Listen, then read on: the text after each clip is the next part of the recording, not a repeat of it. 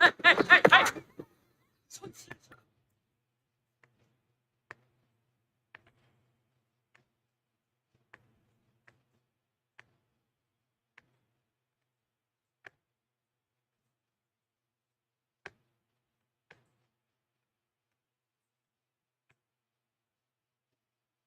guys, how are you? Hope I'm audible and visible. If so, say me hi and hello. Am I audible? Am I visible? Good evening, everyone.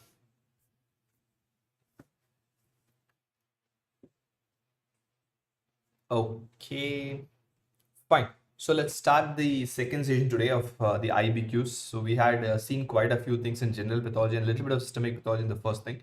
We'll be doing the same way. I want you guys to interact. I want you guys to answer whatever comes to your mind.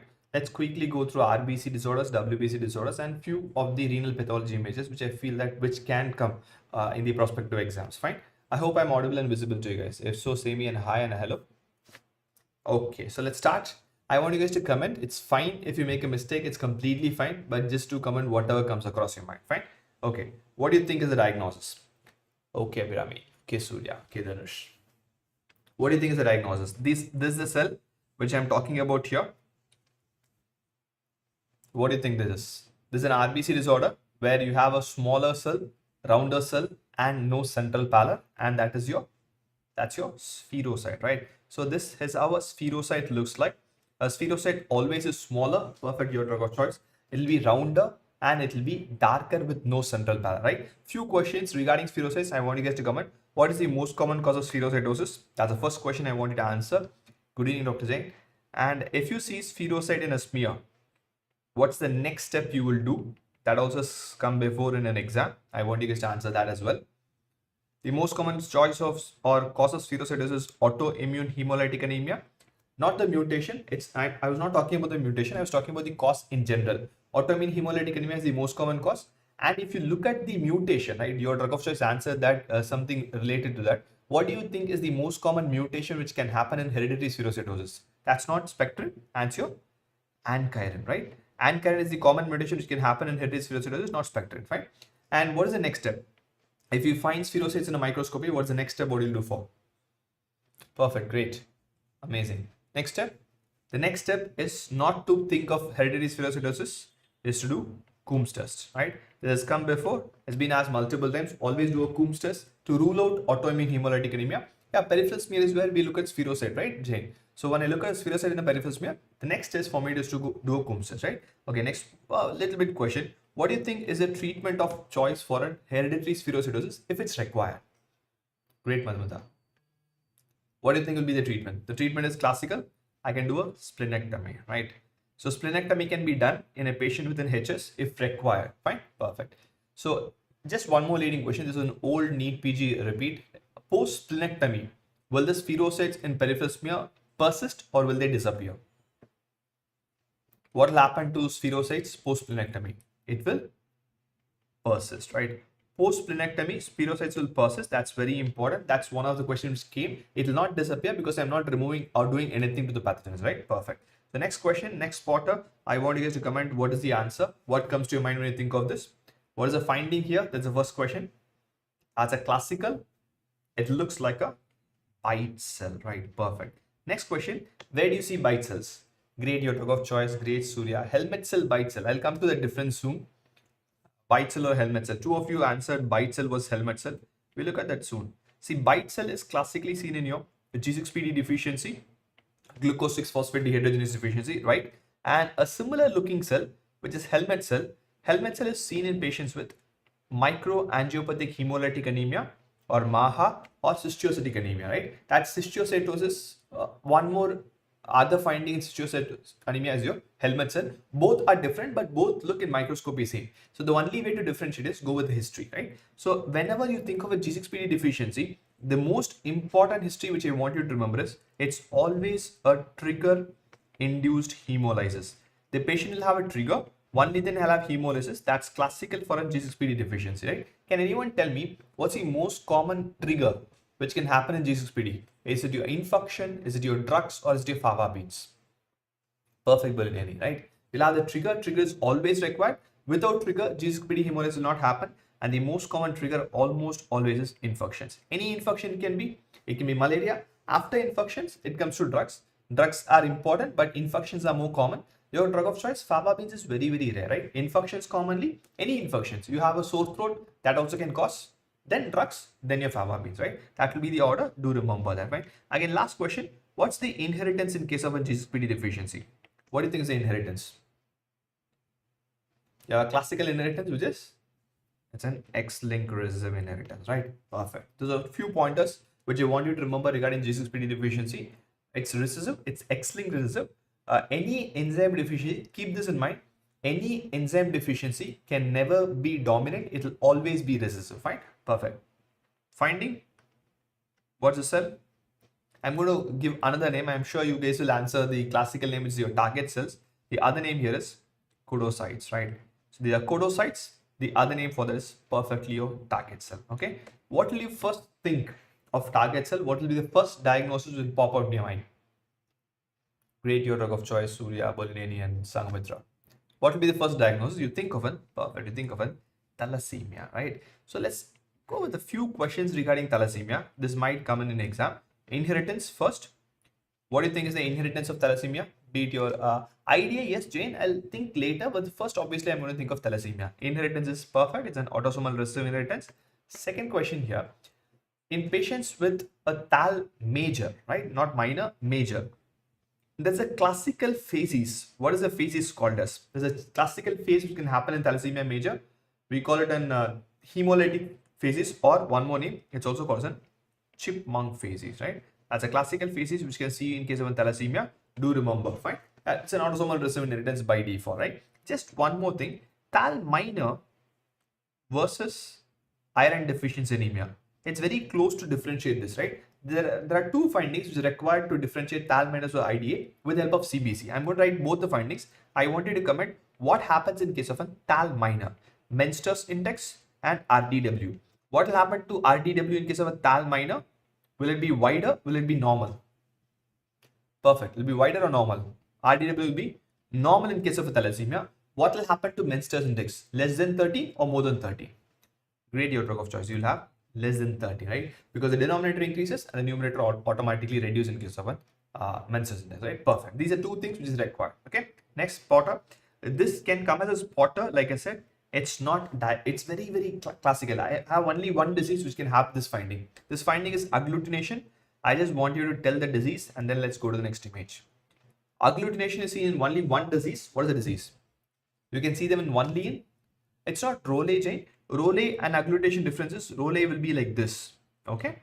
Rowley is a stack of coins and agglutination is a clump, right? When you have this clump, agglutination is seen classically in cold autoimmune hemolytic anemia. It's not seen anywhere. Perfect.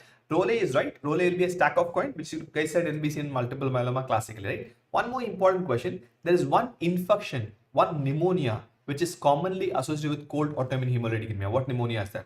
That always come in an exam as your Mycoplasma pneumonia, right? So Mycoplasma pneumonia can be associated with cold autoimmune hemolytic anemia. That can also come in an exam. A clinical history of pneumonia with an anemia with agglutination. Think of your cold autoimmune hemolytic anemia. Perfect. Just one question related to microbiology. Good evening, Lydia. What is the culture plate finding in case of a Mycoplasma pneumonia? There's a classical appearance. What is the appearance?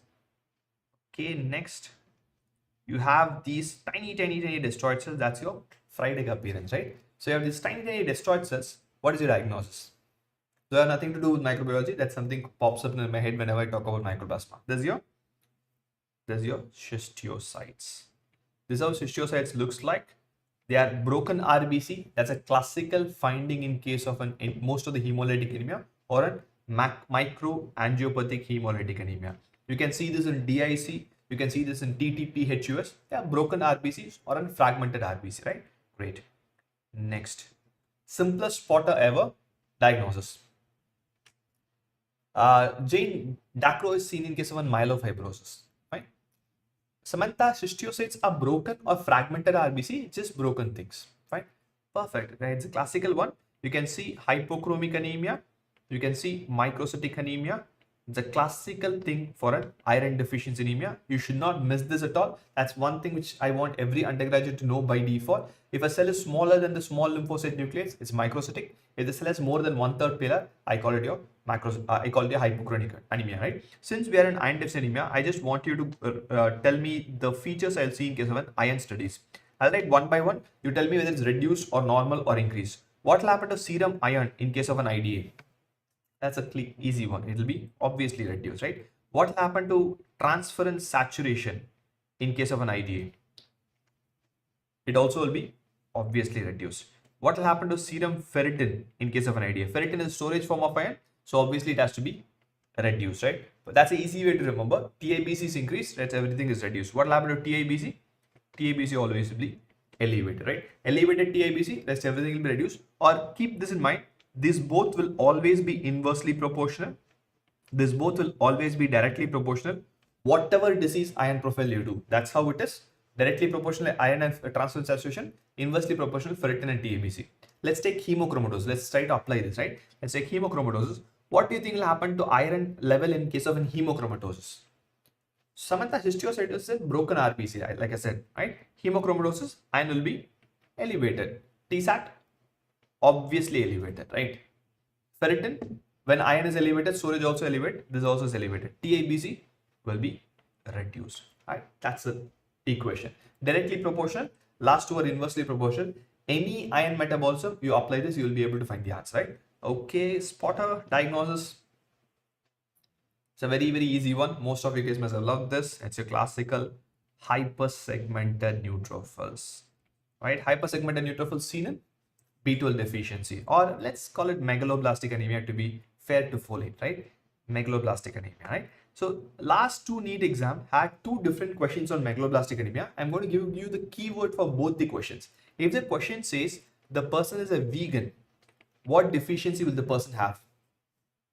The person is a vegan, B12 or folate. What deficiency will the person have? The person will have B12 deficiency, right? Not vegetarian, it's vegan.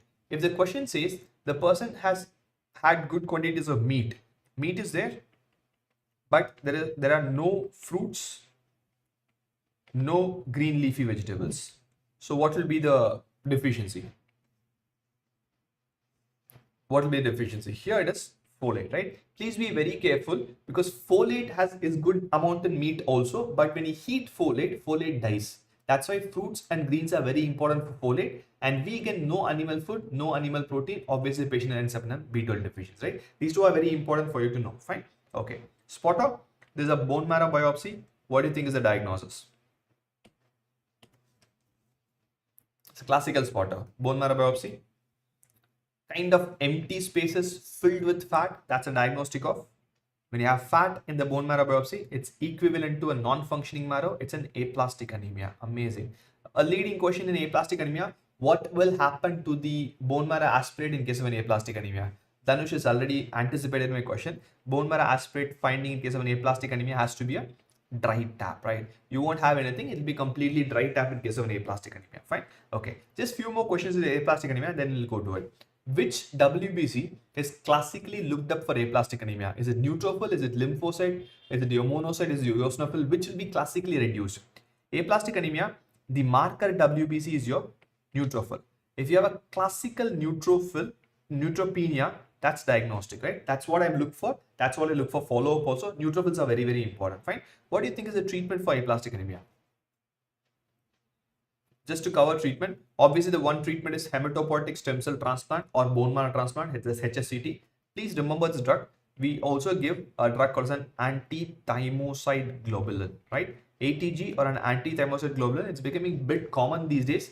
Just remember that we try an anti-thymocyte globulin before giving a bone marrow transplant. If it doesn't work, we have to give the bone marrow transplant, obviously, right? Okay.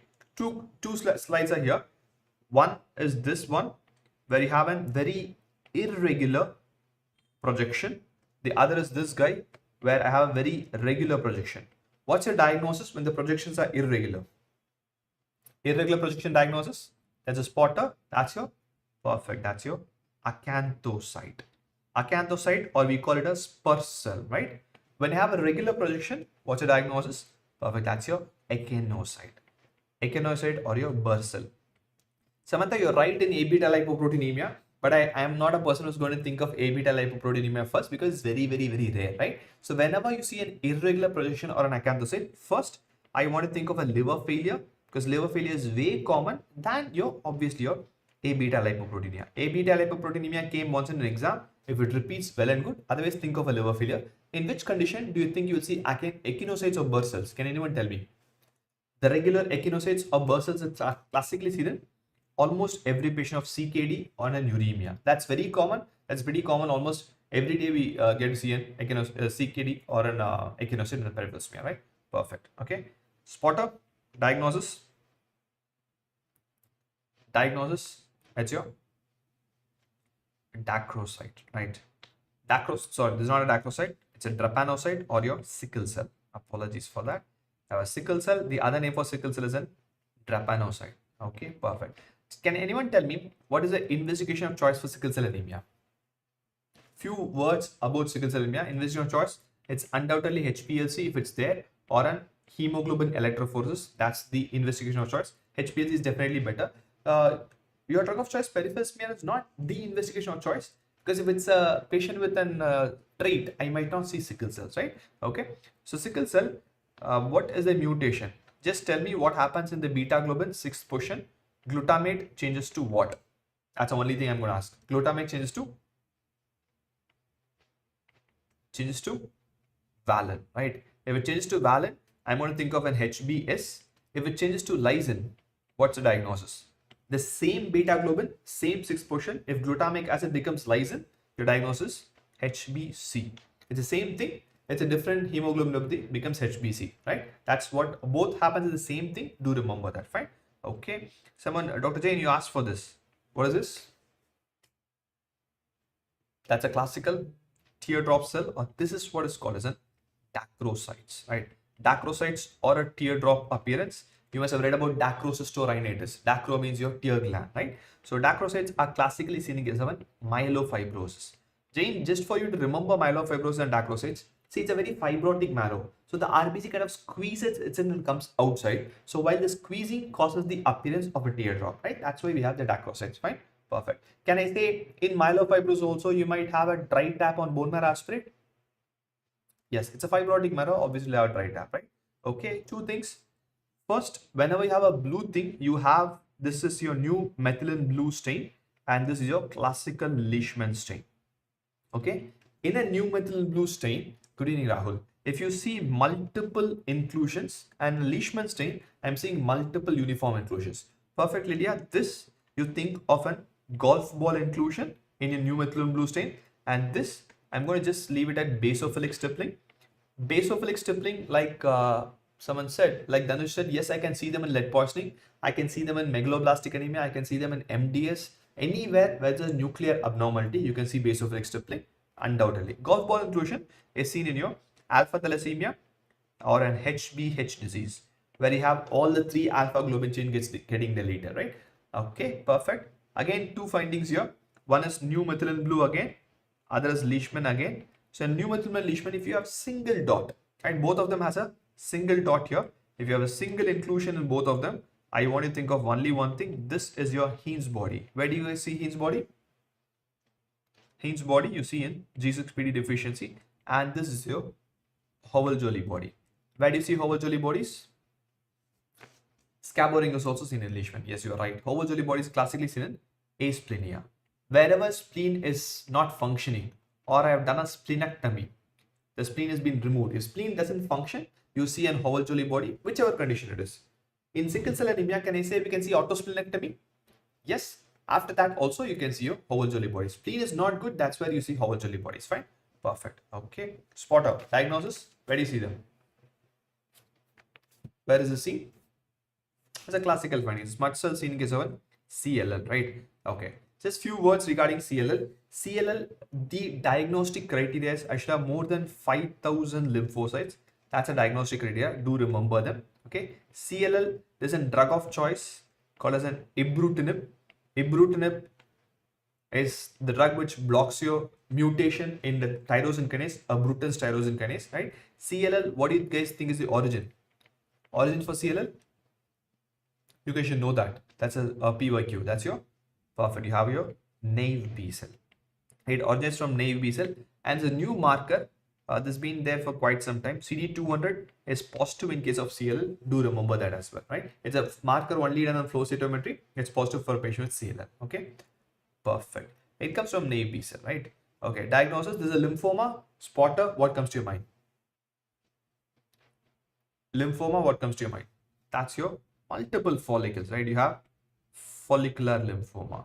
So follicular lymphoma has also been a PYQ question. The translocation is translocation 14 to 18. What gene is in your chromosome 18? Can anyone tell me? The gene classically involved in follicular lymphoma, that's your BCL2, right? BCL2 is mutated in case of follicular lymphoma 14, 18. There are a few more things which I want you to know. Translocation between 11 and 14. Remember like this, it's mantle like 11, so it's 11, 14. Translocation between 8 and 14. Remember like this, it's Burkitt, right? So Burkitt for 814 and mantle for 1114, and your 1418 obviously is your follicular lymphoma, right? So these are few things which can come in an exam, so don't forget that, right? Can anyone tell me, in addition to 814, what are the other partner chromosomes to which your translocation can happen in Burkitt's? Not just 814, it can happen in your 28 and 822 as well, right? Classical finding, spotter, that's your starry sky appearance. Starry sky is classically seen in obviously your Burkitt's lymphoma, right? As a classical spotter, Burkitt's lymphoma. Burkitt's lymphoma, the most common site of endemic Burkitt's lymphoma. No one can forget that, right? Endemic Burkitt's lymphoma happens in the jaw. That's the most common site and most commonly seen in African countries because of the endemicity. EBV is positive or negative in Burkitt's lymphoma? EBV is positive or negative? Obviously it's positive, right? Be it endemic or sporadic, Burkitt's lymphoma is almost always EBV positive, right? Burkitt's lymphoma, the origin of Burkitt's lymphoma is from your germinal center. It's a germinal center origin tumor, okay? And can anyone tell me what is the Ki67 percentage in Burkitt's lymphoma? What's Ki67 percentage? Ki67 is a proliferative marker. That's a proliferative index. Ki67 is Ki67 or Ki67. It's 100%, right? It's 100% positive in case of Burkitt's lymphoma, right? Unlike us, it scores 100%. It's almost always division. High is true, 100% is positive in case of Burkitt's lymphoma. Fine, perfect. Spotter, diagnosis. It's a very classical diagnosis. That's your hairy cell, right? Looks like the projections, hairy cell. Few important words about hairy cell leukemia. When you have a clinical history saying massive splenomegaly and pancytopenia, think of an hairy cell leukemia, right? When you have a massively enlarged spleen and the patient has history of pancytopenia, think of an hairy cell leukemia. I want you to give one more different here. Massive splenomegaly and leukocytosis. What's the differential diagnosis? Elderly person, massive splenomegaly, leukocytosis. You think of CML, right? Elderly person, massively enlarged spleen, pancytopenia, think of hairy cell leukemia. Some of you said, yes, these are TRAP positive, tartrate resistant acid phosphatase, they are positive. And what is the mutation seen in hairy cell leukemia? It's seen in almost every patient with hairy cell, which is BRAF. It's BRAF positive, right? 95 to 100% of them will have BRAF mutation. And yes, the IHC marker, which is a very specific marker, is your annexin. Annexin A1 or annexin is more than enough for it, right? So this is a bone marrow biopsy in case of an hairy cell leukemia. What's the classical finding? Bone marrow biopsy classical finding. Same thing what we saw in mycoplasma, right? Here, fried egg appearance. Now, fried egg appearance in case of a bone marrow, I'll just zoom this a little bit. You can see a clear space surrounding every cell here, right? That looks like an omelette, so we call it a fried egg appearance in case of a bone marrow appearance, right? Perfect. Okay. What will happen to bone marrow aspirate? Here also you'll have the same dry tap because hairy cell leukemia again can have myelofibrosis. Fine. Okay, spotter. Tell me the first diagnosis. On aspiration will be dry tap. First diagnosis, cladribine is a treatment and I have a targeted therapy called as vemurafenib if you have to complete hairy cell leukemia. This is not Sézary cell. This is seen in your adult T cell leukemia lymphoma, the flower shaped cell or your clover leaf shaped cell. You must have seen the green color emoji in WhatsApp, right? That clover leaf cell, that's a classical finding seen here. And the virus, what virus is involved here? I want you guys to comment. And this is your Sézary cell or the cerebriform appearance. kind of an indented nucleus. Looks like a brain for the person who first saw it. Cerebriform appearance, right? You see in case of an HTLV1. It's common in Japanese population, not very common in our country, but it's very, very aggressive disease. Your outcome is almost nil, fine. Mycosis fungoides will not have a microscopic finding in peripheral smear. If it's in peripheral smear, it is Sécharie syndrome, fine. Okay, great. Can anyone tell me these two neoplasms are CD4 positive or CD8 positive? These are T cell neoplasms. Both of them are T cell neoplasms. Both are CD4 positive neoplasm, not CD8 positive neoplasms, fine. Okay, perfect. Spotter. You cannot miss this. If you miss this, really God is going to come and prick your eyes. Again, CD3 is positive in every T cell neoplasm, but this is CD4 positive, fine. That's your classical RS cell, right? It's your classical RS cell, classical Reed-Sternberg cell, seen in case of a Hodgkin's lymphoma by default, right? So IHC for classical Reed-Sternberg cell. Can anyone tell me which is weakly positive? I know you guys would say 1530 positive. Tell me which is weakly positive. CD1530 is by default positive, as a marker called as PAX5. PAX5 has to be weak because if it's strong, it is not your classical Hodgkin's lymphoma, right? If I have an immunohistochemistry where PAX5 is strongly positive, or it is CD20 positive, or it is your 45 positive, that's your popcorn shaped RBC. Where do you see popcorn shaped cell? You see in case of an NLPHL, right? This is important. Do remember, if PAX5 is strong, it is NLPHL. If PAX5 is weak, it's your classical Hodgkin's lymphoma. Every type of classical Hodgkin's, you will have that, right? Tell me which type of classical Hodgkin's lymphoma is associated with your HIV virus. The subtype you see with HIV virus. Which subtype? It's a lymphocyte depleted, right? Perfect. Which type of Hodgkin's lymphoma has the best prognosis, including everything? The best prognosis. Best prognosis obviously NLPHL. NLPHL has the best prognosis, then comes your nodular sclerosis and everything, right? Depleted is HIV, and the best prognosis NLPHL. Worst prognosis is your lymphocyte depleted by default, fine? Perfect. Okay, spotter. Diagnosis. Spotter diagnosis, that's your OR rod, right? That's your OR rod, classically seen in any myeloid leukemia. Any myeloid leukemia, it means OR rods is present, fine? That's your AML, acute myeloid leukemia, fine? This is your ALL. See, if you have a slide which says chronic or acute, which cell is more in case of an acute leukemia, blast or mature cell? In case of any acute leukemia, you see blast more, right? So when I have a big cell, there'll be increase in blast in case of any acute leukemia, more than or equal to 20% blast should be there in your peripheral smear or bone marrow, right? So when you see a cell which is at least more than 2 times the size of RBC, I think of a blast.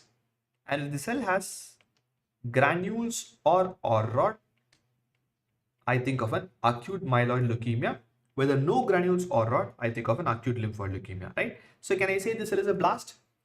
It's definitely easily 2 times the size of an RBC. Yes. No granules, it's your acute lymphoid leukemia. This cell is also easily 2 times the size of an RBC. Yes. With or rod, so it's an acute myeloid leukemia. That's all, fine. Okay, perfect. So tell me, what's spotter? The cell is a spotter again. It's in one subtype of AML. That's your Faggot cell, right? So Faggot cell, a bundles of OR rods, is classically seen in your APML. Can anyone tell me what is the translocation seen in APML or AML-M3? Like Rashma said, Rahima. You have the Faggot cell, APML, you see your translocation 15, 17, right? That's what classically you see in case of APML. And APML, you see this Faggot cell and also a buttock-shaped nuclei because of the infoldings of the nuclei, you see that, right? Just one thing, the classical presentation of APML, which is not seen in any other AML, it's your DIC. No other AML presents the DIC. Only AML which can present with DIC is your APML. Treatment is also very unique. What's the treatment? Treatment is not chemotherapy. I give ATRA, retinoic acid, right? All trans retinoic acid. And yes, we also can give arsenic trioxide as a part of treatment, right? Perfect. It's just retinol, vitamin E. Perfect. Great. Okay. Elderly person, massively enlarged spleen, and this is what is seen in peripheral smear. Diagnosis. This is your unfortunate thing, which I should not ideally say. The college girl appearance. Very bad to say this, but yes, seen in CML. where you have a mixture of all your mature cell and immature cell and blast, right? That's a classical finding seen in CML. What is the one cell type you look for an increased number? It's basophil, right? Basophilia is like hallmark diagnostic of a CML. And can anyone tell me which disease has the infamous convent girl appearance, where all the cells looks uniform? You call it CLL, right? So we have the classical translocation 922. That's diagnostic here. Okay. So in patient with CML, what is the investigation of choice? Is it bone marrow examination? Is it FISH? Is it karyotyping? What's the investigation of choice when you suspect CML?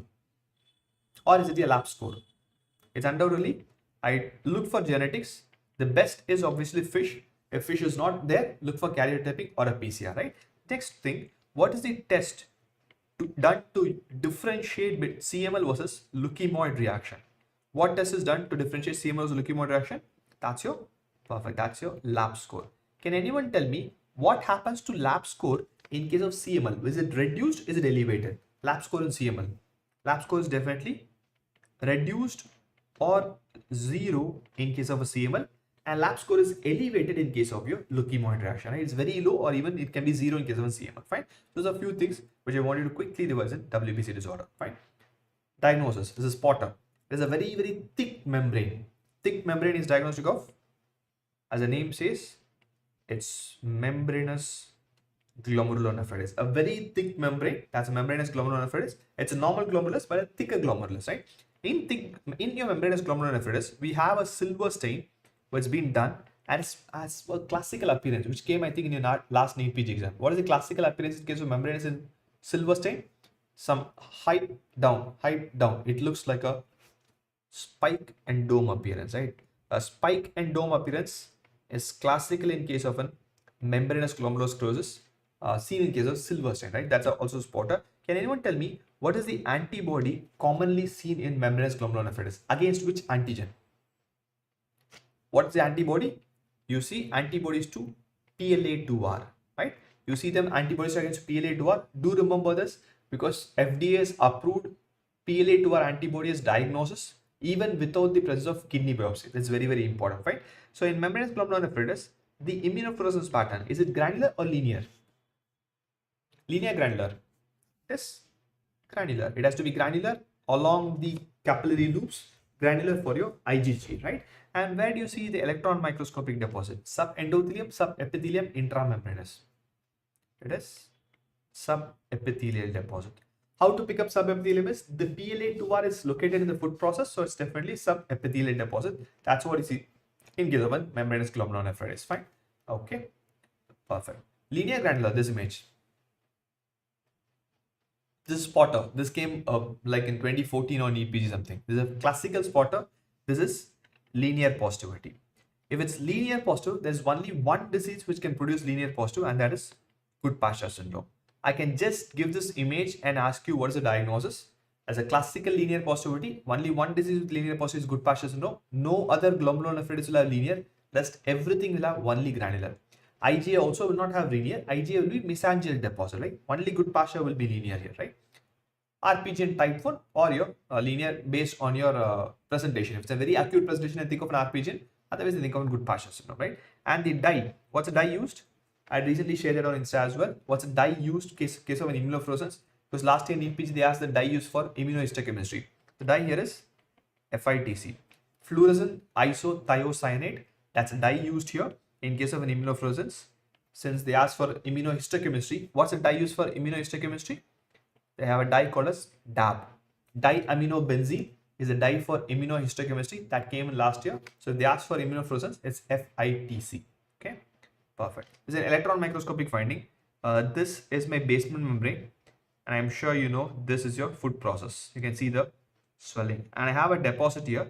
So where do you think is the deposit? It's in your subepithelial space, right? You have the subepithelial deposit, subepithelial hump-like deposit.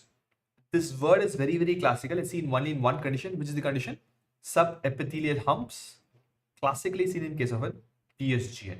PSGN is the only disease which can have the hump-like deposit. Any question comes, do remember them. And any electron microscopy comes, please first look for the food process. Because food process is something which is very simple, easy to pick up. and then you look at the basement membrane, you know where the deposit is, right? Perfect. The problem here is in the mesangium. So what disease we are talking about? Your drug of choice, you told that the IF for IgA. This is how IF of IgA nephropathy looks like, right? So mesangial expansion, mesangial deposit, you think of an IgA nephropathy, right? It's an IgA nephropathy. Clemensstein-Wilson nodule will be round. It will be a nodule. It will not be an expansion here. And if you look at this is the immunofluorescence. Here, just for understanding, we have capillaries here. So all the space between the capillaries will be positive in case of an IgA nephropathy or your Buerger's disease. Just one more leading question. Let's see how many of you can answer. Tell me one vasculitis which can have IgA nephropathy, which can have your purpura in the lower back and abdomen, which can have vasculitis with IgA deposit. That's your Heinz-Colon purpura, right? HSP, IgA nephropathy can be a part of HSP. Do remember that, fine. Okay, perfect.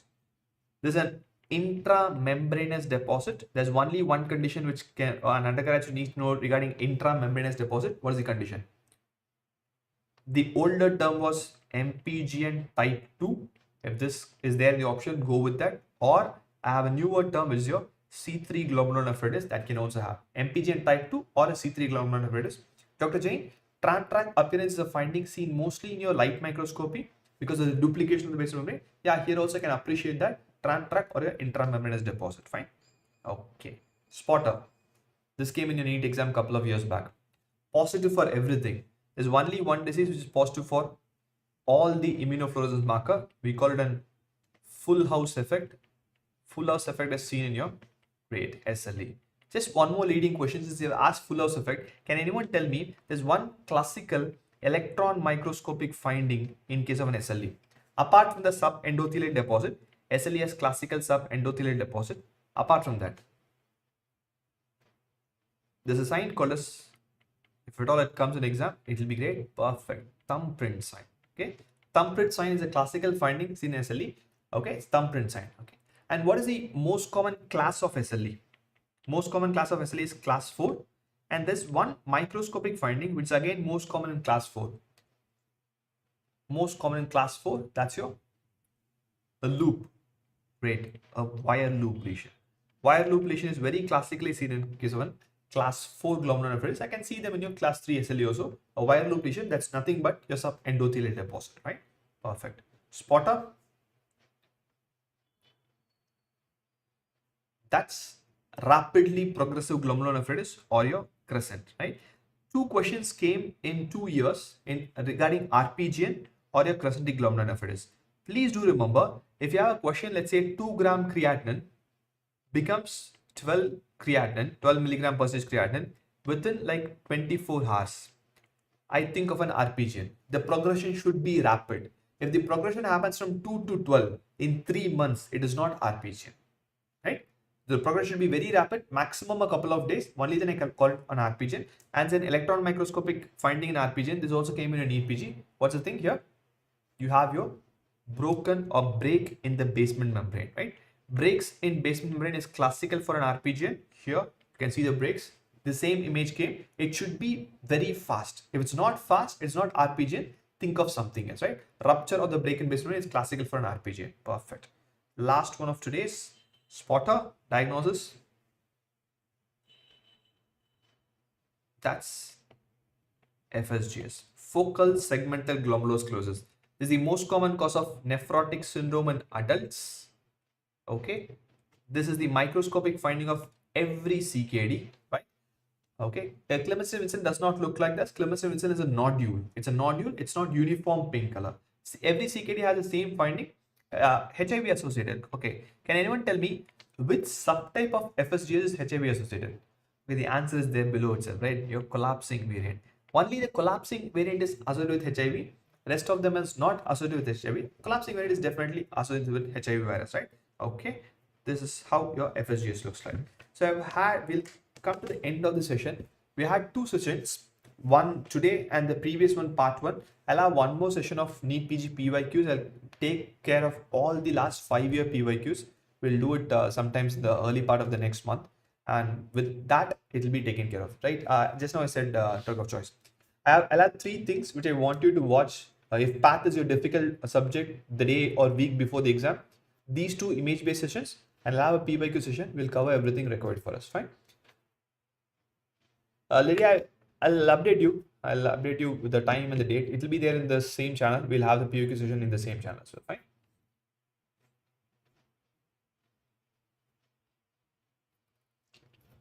Shobi, yes, it is difficult.